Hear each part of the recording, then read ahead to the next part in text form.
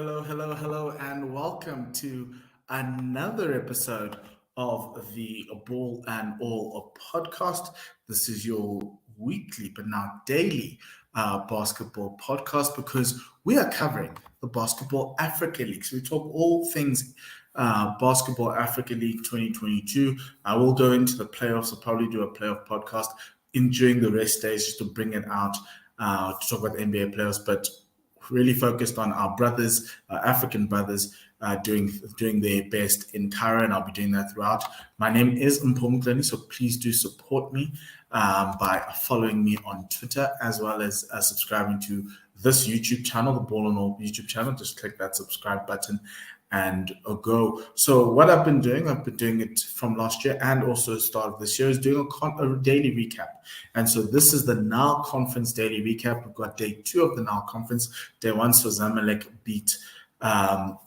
win and beat Cobra Sport of South Sudan by 17 points. Now we had day 2, which meant that Petro de Luanda was going to go up against the newbies Cape Town Tigers from South Africa, and then also the second game was FAP from Cameroon, FAP, the Armed Forces of Cameroon, against Espoir Fukash from the DRC.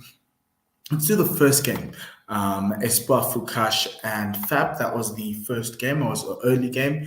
This was a rematch of the semi-final, the Western Division qualifier semi-final. So you kind of wanted to see if Espoir Fukash were going to show some improvement from that game. FAP won that game 70-56.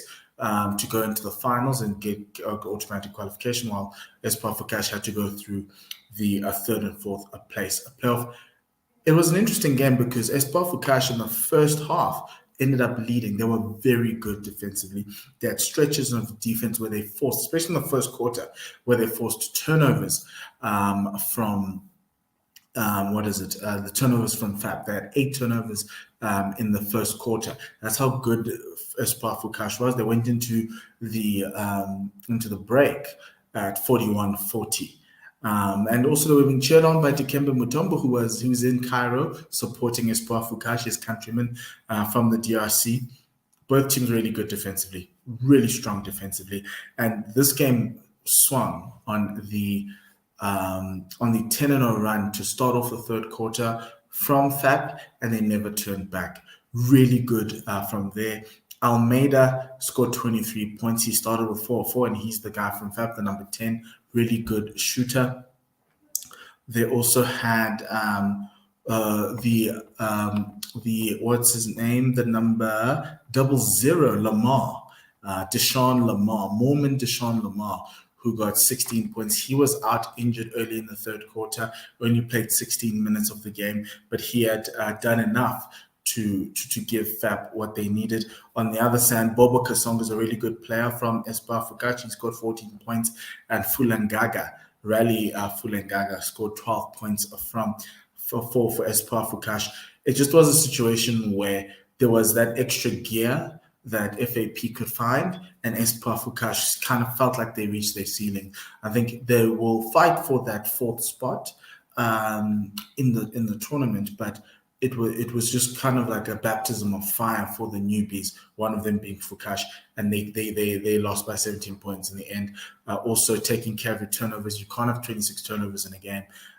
You can't lose the turnover battle if you really need to try and get yourself out of or win a game of basketball, and that's where FAP kind of found themselves in trouble with Espoir Fukash. But that was that first early game.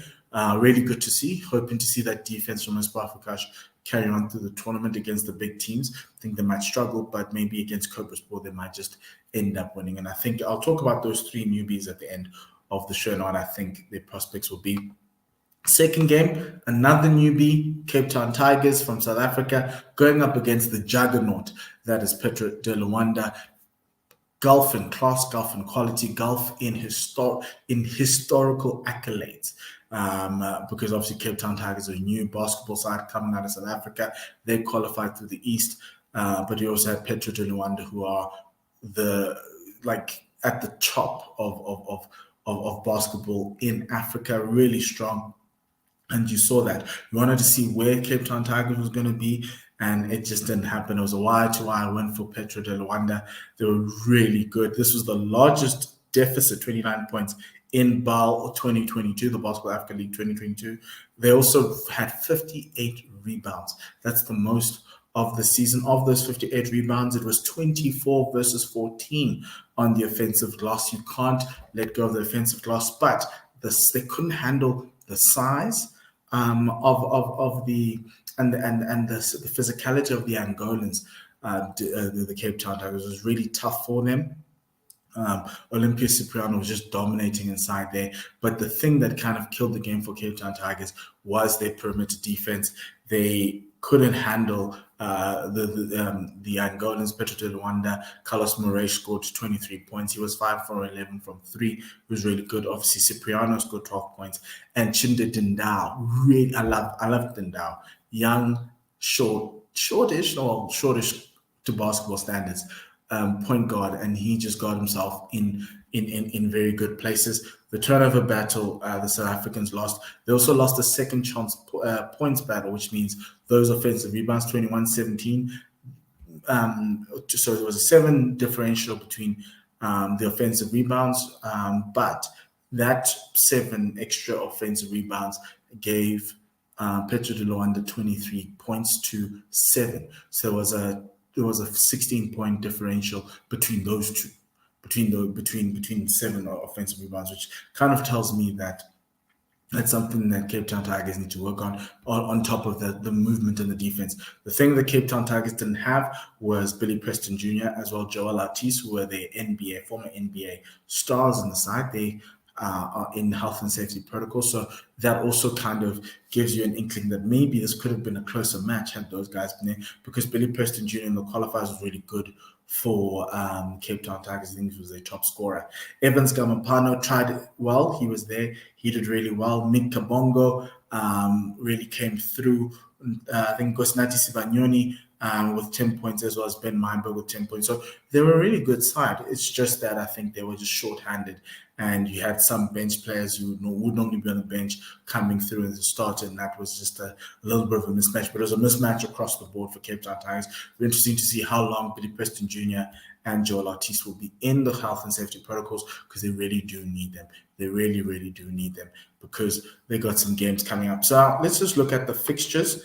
Let's look at the table first, then we'll look at the fixtures. So the table looks like this. Remember, it's a win-loss ratio. You look at the teams. Obviously, Zamalek and Fab, points difference. I just put Zamalek ahead because they scored the most points, more points than Fab. Fab obviously 17s.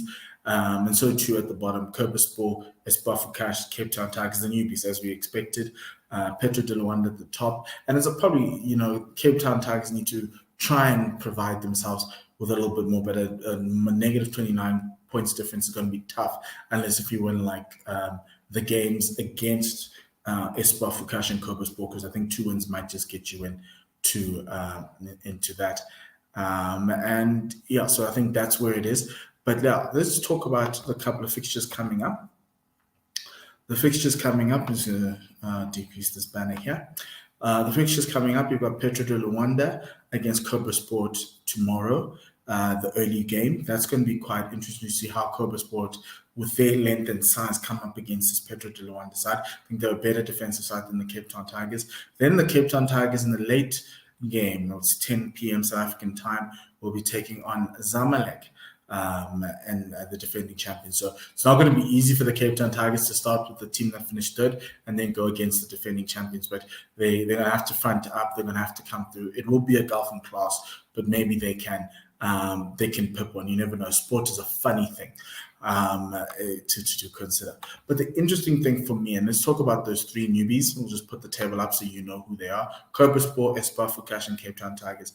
I think Kerberspor and Espoir-Fukash have a really good defense, so that can help them. Cape Town Tigers is hard to gauge now because they had all those players who are out, and so you kind of saw that they weren't at their best. But I think looking at them from just a plain plain's eye view. I think the way this table is set up, I think it might end up that way. I think depending on who wins between Mpho and Kobe Sport in their game, it might determine who takes that fourth spot and goes to Kigali. Unfortunately, obviously, it is for all these three newbies, it'll be a baptism of fire against Petro de Luanda, but against themselves, they need to come through. And remember, Kobe Sport did beat Cape Town Tigers in the East Division to get into the final. So it's going to be quite interesting to see how they play, because obviously anything can happen, but that's quite interesting to watch out for going into the next couple of days and games as they go through. So I'm really excited for the basketball and offer. Please do check it out. I really do enjoy it. And remember, most importantly, please do follow me on Twitter and also subscribe to my YouTube channel. But outside of that, from myself and Mpho, I'll be back on the 13th, which is in 2 days, with more discussion on those two games that happened, the games that happened on the day prior. But for myself and Mpho Mtlani, goodbye, good night, and lesale kakagiso.